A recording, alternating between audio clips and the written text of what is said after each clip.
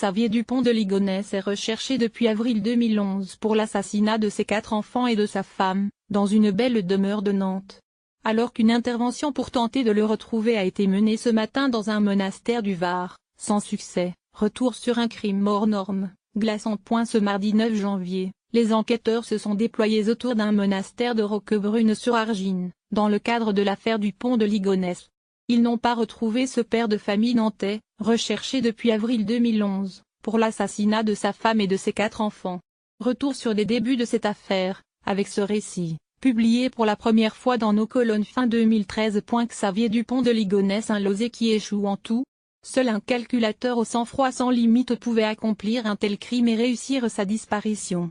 L'homme a été taillé dans un bois si tordu, philosophait Emmanuel Kant, qu'il est douteux qu'on n'en puisse jamais tirer quelque chose de tout à fait droit. Pour Xavier Dupont de Ligonnès, on pense aux chaînes dures et noueux comme cet homme dont on a dit, beaucoup trop facilement, qu'il échoue en toute entreprise.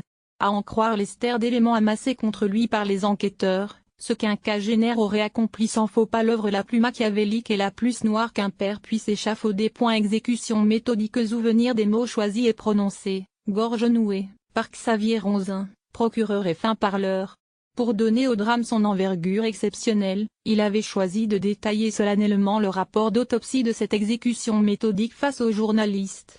Agnès Dupont de Ligonnès a reçu 2 projectiles dans le crâne. Elle avait 48 ans. Silence. Arthur a reçu 2 projectiles dans le crâne, il avait 21 ans. Silence. Benoît a reçu 2 projectiles dans la poitrine et 3 projectiles dans le crâne, il n'avait que 13 ans. Silence. Anne a reçu 2 projectiles dans le crâne, elle n'avait que 16 ans.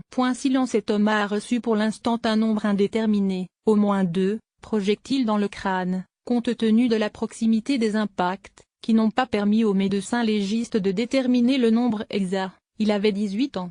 Long silence du jamais vu. Limiers de la police judiciaire ont le cuir tanné par les horreurs. Leur blindage a pourtant cédé sur la scène de crime.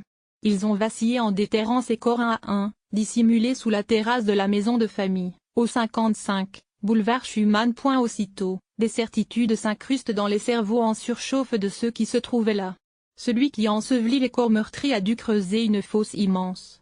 Des heures de travail pour un homme animé par une force et une détermination inouïes. Du jamais vu. Mise au point. Une image, plus nette, se grave dans l'esprit des enquêteurs. Xavier Dupont de Ligonnès, 50 ans. Un père soupçonné d'avoir éliminé sa famille sans mettre fin à ses jours, comme c'est la règle des drames familiaux. Mandat d'arrêt international. Le visage du comte est placardé sur les murs des commissariats dans l'Europe entière. Suspect numéro 1. Tout sauf banal. À crime hors norme, assassin hors norme. Un homme calculateur, doué d'un sang-froid inépuisable. Cela peut-il être Xavier Dupont de Ligonnès, ce VRP à la petite semaine? C'est la conviction des enquêteurs. Il a commencé à s'entraîner au tir dans un club 4 mois avant le drame. On n'aimait pas trop, là-bas, le voir s'exercer avec un silencieux, acheté le 12 mars dans une armurerie. Il est venu au stand pour la première fois en décembre 2010, racontait Alain Neutre, président. Il n'était pas familier des armes à feu et voulait apprendre. L'élève tirait avec sa propre carabine, héritée de son père. S'entraîner comme pour anéantir l'aléa, chasser le hasard. Rien ne devait gripper l'instant fatidique. Plus c'est gros, plus ça passe. Organiser sa fuite aussi, pour prendre de l'avance sur les enquêteurs. Tant d'actes préparatoires, tant de moments où l'engrenage pourrait s'enrayer. Creuser la fosse des heures durant, on l'a dit. Mais aussi acheter des sacs de chaux dans une jardinerie. Les charger sur un chariot, les transbahuter en voiture, les décharger chez soi. Inventer une explication. Pour les balivernes, pas de limite. Tant de courriers ont été saisis, patiemment écrits et adressés à l'entourage. Des fables destinées à tromper l'inquiétude. Que personne ne s'interroge quand les ligones ne donneront plus de nouvelles. Quand les enfants n'enverront plus de SMS aux copains, plus de mails. Quand ils ne viendront plus en cours.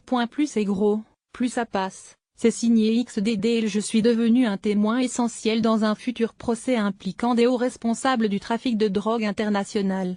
Procès devant se tenir aux USA dans les années à venir. Là où ça se complique, c'est que, depuis quelque temps, certains indices faisaient penser que j'avais été repéré.